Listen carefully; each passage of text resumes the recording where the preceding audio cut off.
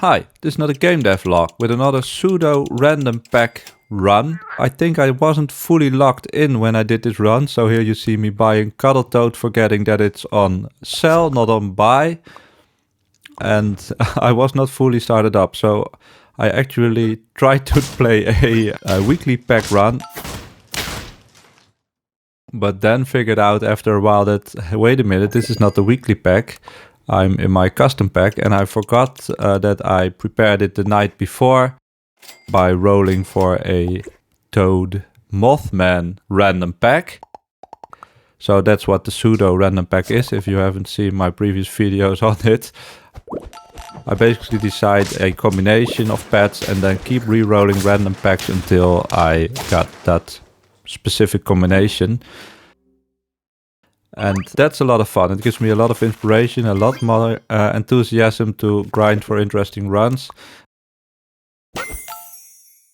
This is another mistake. I forget to do the correct ordering, missing out on 1-1 instead. So I'm going big gecko here with the magic lamp. But it gives me a lot of interesting stuff because I play a lot of pets I rarely play. So in this case, the big attention goes out to the blue dragon, and it gives me ideas for new combos where I can do some pseudo random pack generation, and it skips the pack building aspect, which I never liked. I've said this many times, and of course it's very tough because you're not going to win as often. But in exchange of that, it's a lot more fun. And this is not a live recording, but in the live recordings I did, you see me actually having to read some of these pet descriptions because I just never take them, and then I know broadly what they do, but not exactly. So here I go for the triple desert rain frog. I maybe haven't even looked what's in the pack because, of course, using this guy depends a lot on what you have for faint pets in the tier above. But for now, this big gecko, I think, just clears up. So we become a surgeonfish. That doesn't work. And I think after this, so I can do a quick check together with you guys, I figure out that actually all faint pets are mostly needing more trumpets. So that's a very bad desert rain frog there. So I do take the level into a Booby, a blue-footed Booby. And this is where I think, wait a minute, it needs exactly 4 trumpets. Maybe these guys at Team would have actually thought this through. So I can just get some nice melon slices here, because I get the perfect 4 trumpets for my blue-foot Booby from the blue dragon. So here I get melon on the gecko, and then I also like melon on the okapi. So also with these randoms pack, I start to appreciate the value of the roll packs, because especially if you're also kind of forcing a line, then having roll pets intermediately can help a lot, saving heart. So it was almost close not getting the melon value here.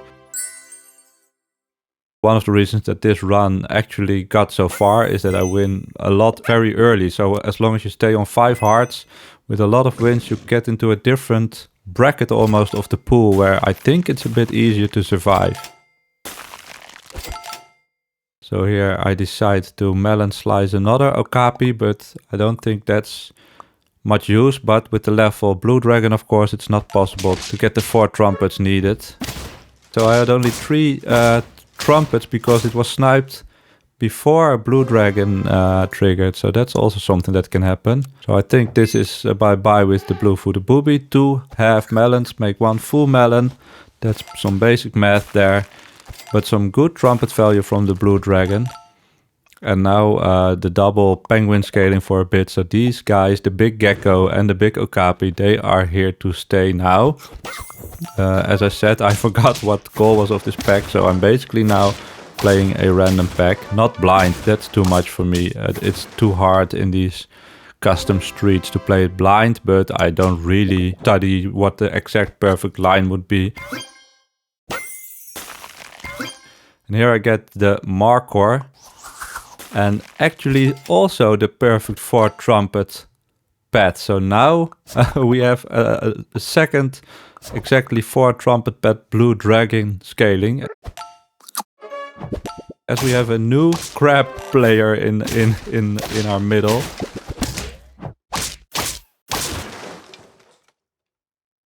But we clean them up, so that says a lot. So just put in the eagle in the back. That's of course something you can always fall back on.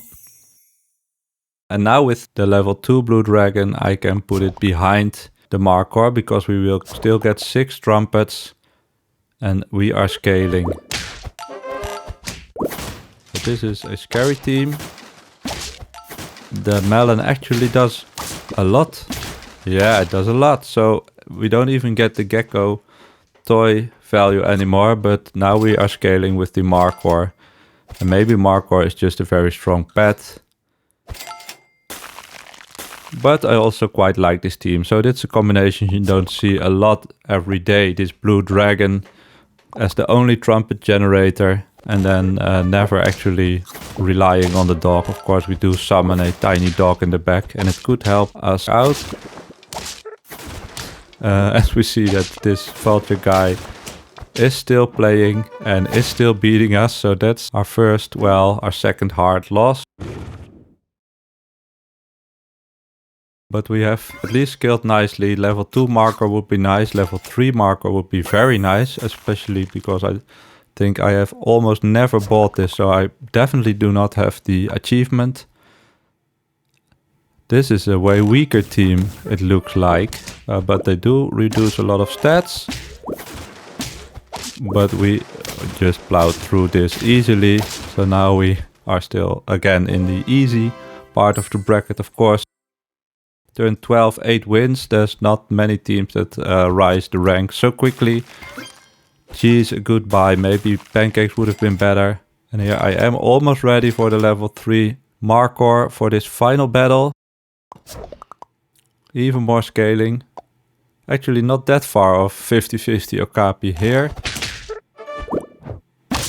Quite a cool toy team, I'd say. But we have big stats and some melon. So we take the win here. Thanks to this very nice trumpet pet. Giving exactly what we needed for this whole fight. So if you made it this far and you like this kind of content, please subscribe. Feel free to leave a comment, leave a like. It's a lot of fun for me and maybe for you as well. And in any case, thanks for watching.